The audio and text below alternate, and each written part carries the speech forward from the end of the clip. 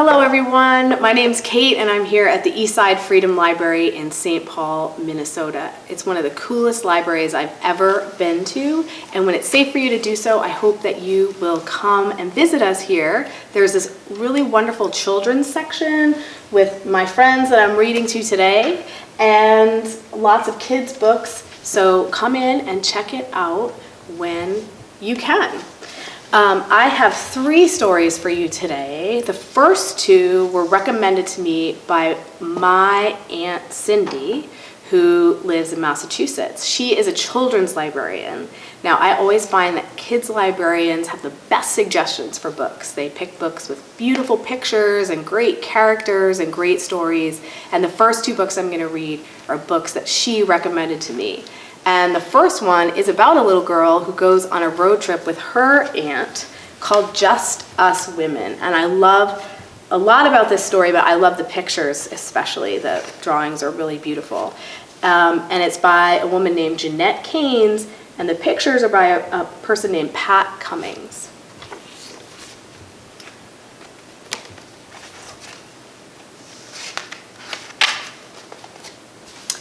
Saturday morning is jump-off time. Aunt Martha and I are going to drive all the way to North Carolina in her new car. Aunt Martha says, no boys and no men, just us women. She picked up 2 road maps just in case, and last year she forgot the maps and our lunch on the kitchen table. I saved 2 shoe boxes to pack our lunch in, one for fried chicken and bread and one for cake and napkins. We're going to wrap our food in waxed paper, just like Aunt Martha did when she was little. We'll stop at all the roadside markets and buy all the junk we like. And there won't be anybody saying, we can't stop, or we've got to make it there before supper time, or oh no, we're not stopping again. If it rains, we'll get out of the car and walk. And we'll say we walked in the rain in New Jersey or Pennsylvania. Last year we walked in Delaware and Maryland. We'll mosey down back roads and talk to the farmers and buy their fruits. And if the peaches are ripe, we might get a bushel and eat peaches from Virginia to North Carolina. We'll stop and take pictures in front of all the famous statues. And when our chicken runs out, we'll stop at a fancy restaurant. Aunt Martha says when it's warm and wet and the mushrooms are just right, we'll have to be careful not to pick the poisonous ones. We'll eat a mushroom omelet for dinner with coffee and tea. We'll turn the day around and have our breakfast at night. When we arrive, they'll all be waiting at the front door saying, "What took you so long?" And we'll tell them we had a lot of girl talk to do between the 2 of us. No boys and no men, just us women. Okay, our second book is also a book that my Aunt Cindy recommended to me by William Stagg called Amos and Boris.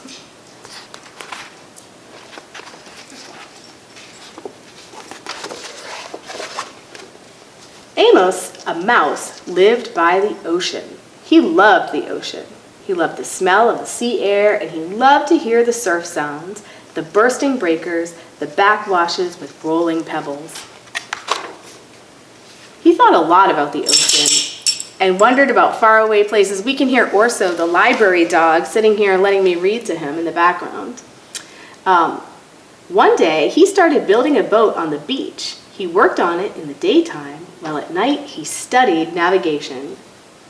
When the boat was finished, he loaded it with cheese, biscuits, acorns, honey, wheat germ, 2 barrels of fresh water, a compass, a sextant, a telescope, a saw, a hammer and nails, and some wood in case repairs should be necessary, a needle and thread for the mending of torn sails, and various other necessities such as bandages and iodine, a yo-yo, and playing cards.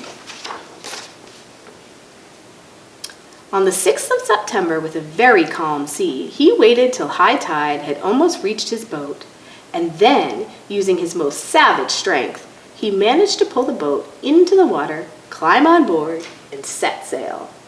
The Rodent, for that was the name of the boat, proved to be very well made and very well suited to the sea. And Amos, after one miserable day of seasickness, proved to be a very natural sailor, very well suited to the ship. He was enjoying his trip immensely. It was beautiful weather. Day and night he moved up and down, on waves as big as mountains, and he was full of wonder, full of enterprise, and full of love for life.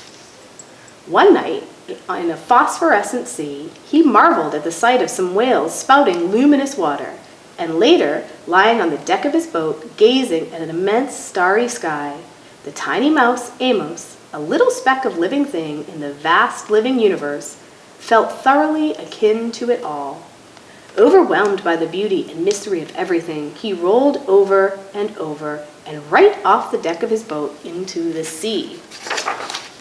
"Help!" he squeaked as he grabbed desperately at the Rodent, but it evaded his grasp and went bowling along under full sail, and he never saw it again.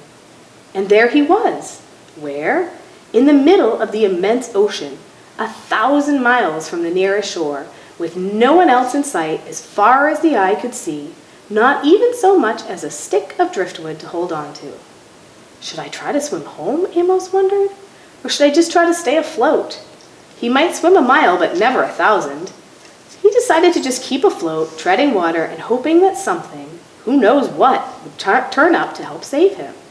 But what if a shark or some big fish or a horse mackerel turned up?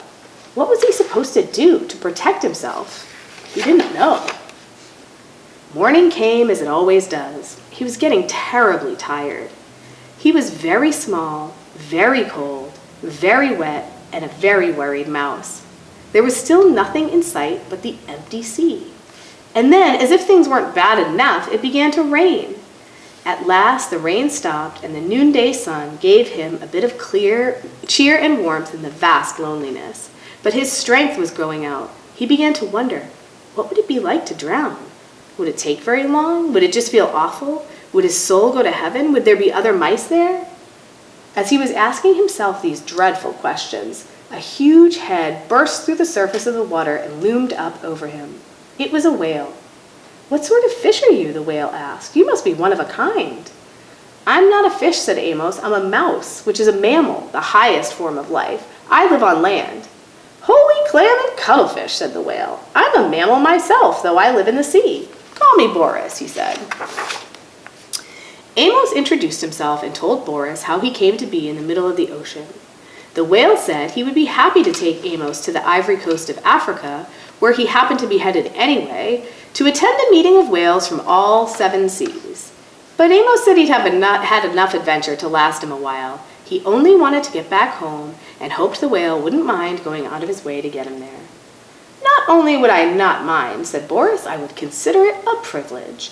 What other whale in the world has ever had the chance to get to know such a strange creature as you? Please climb aboard." And Amos got on Boris's back. "Are you sure you're a mammal?" Amos asked. "You smell more like a fish." Then Boris the whale went swimming along with Amos the mouse on his back. What a relief to be so safe and secure again. Amos lay down in the sun, being worn to a frazzle, and soon went to sleep. And then all of a sudden he was in the water again, wide awake, spluttering and splashing about. Boris had forgotten for a moment that he had a passenger on his back and had sounded. When he realized his mistake, he surfaced so quickly that Amos was sent somersaulting, tail over whiskers, high into the air. Hitting the water hurt. Crazy with rage, Amos screamed and punched at Boris until he remembered he owed his life to the whale and quietly climbed on his back.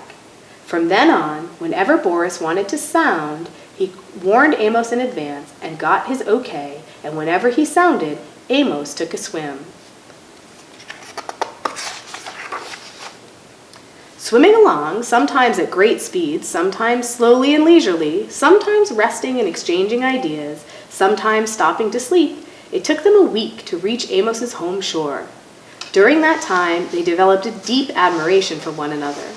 Boris admired the delicacy, the quivering daintiness, the light touch, and the small-voiced, the gentle radiance of the mouse. Amos admired the bulk, the grandeur, the power, and the purpose, the rich voice, and the abounding friendliness of the whale. They became the closest possible friends. They told each other about their lives, their ambitions. They shared their deepest secrets with each other. The whale was very curious about life on land and was sorry that he could never experience it. Amos was fascinated by the whale's account of what went on deep under the sea. Amos sometimes enjoyed running up and down on the whale's back for exercise. When he was hungry, he ate plankton. The only thing he missed was fresh, unsalty water. The time came to say goodbye. They were at the shore. "I wish we could be friends forever," said Boris. "We will be friends forever, but we can't be together. You must live on land, and I must live on sea. I'll never forget you, though." "And you can be sure I'll never forget you," said Amos. "I will always be grateful to you for saving my life, and I want you to remember that if you ever need my help, I'll be more than glad to give it." How could he possibly help Boris? Amos didn't know, but he knew how willing he was. The whale couldn't take Amos all the way into land. They said their last goodbye, and Amos dived off Boris's back and swam to the sand. From the top of the cliff, he watched Boris about twice disappear. Boris laughed to himself. "How could that little mouse ever help me, little as he is? He's all heart. I love him, and I'll miss him terribly."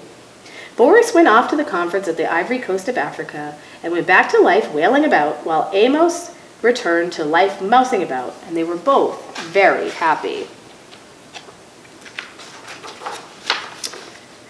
Many years after the incidents just described, when Amos was no longer a very young mouse, and when Boris was no longer a very young whale, there occurred one of the worst storms of the century, Hurricane Yetta, and it just so happened Boris the whale was flung ashore by a tidal wave and stranded on the very shore where Amos happened to make his home.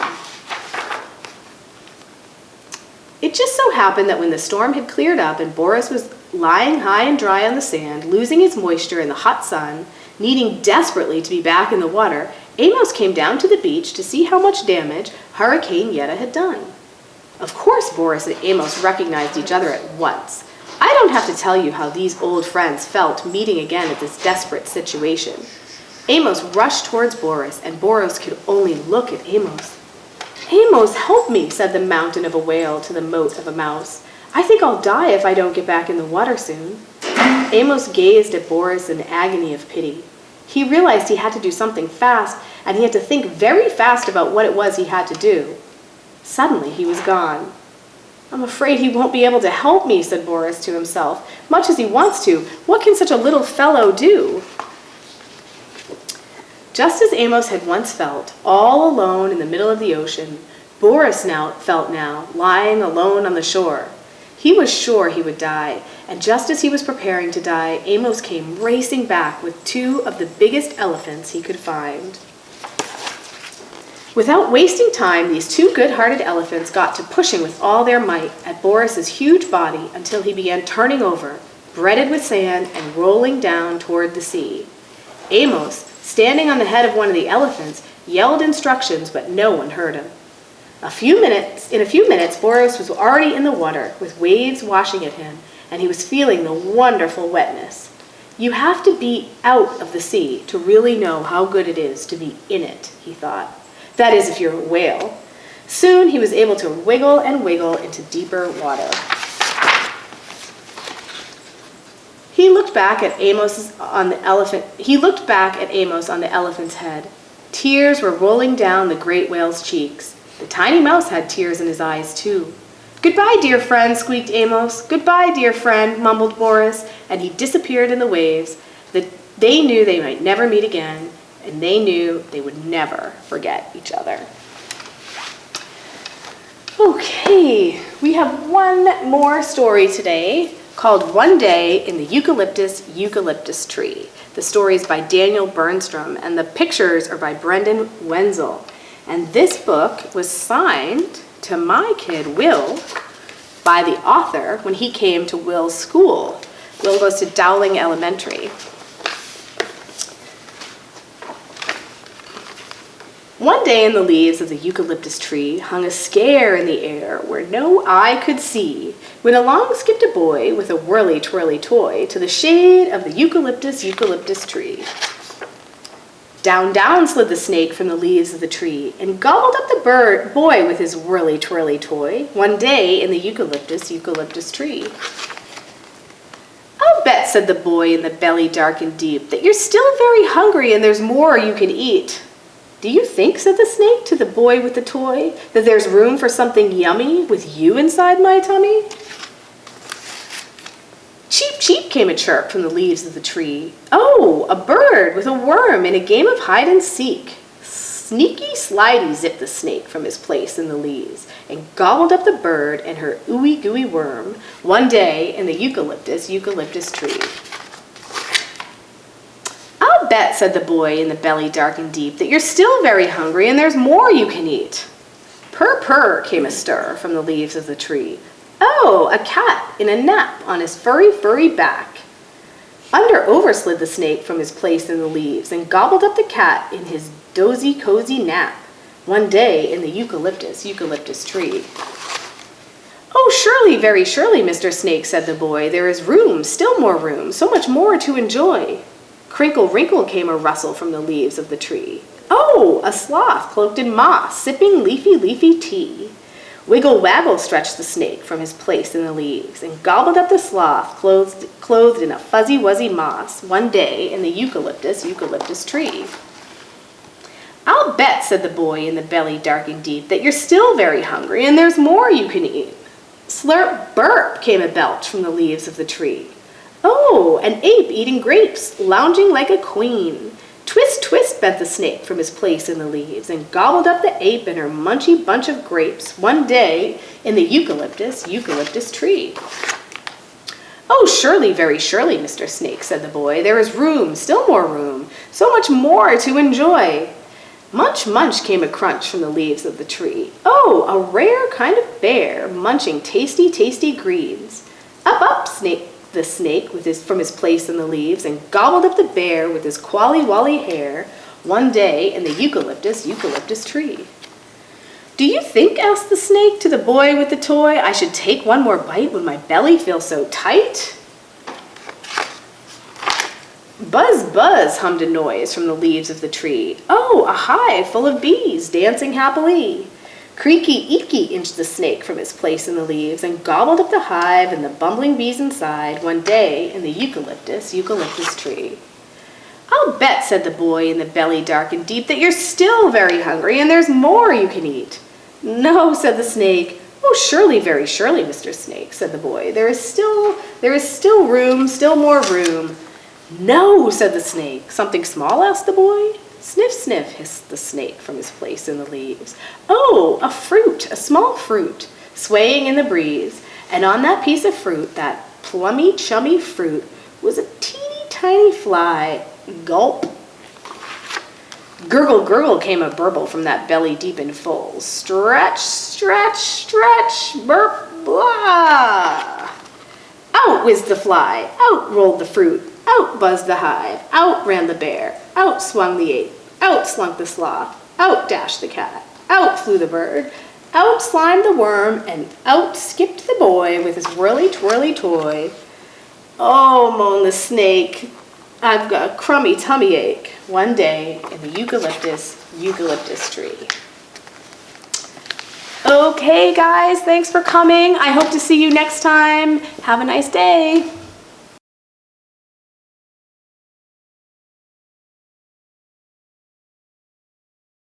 Thank you for visiting our video. I'm Beth Cleary. I'm Peter Ratcliffe, and this is Orso, the library dog.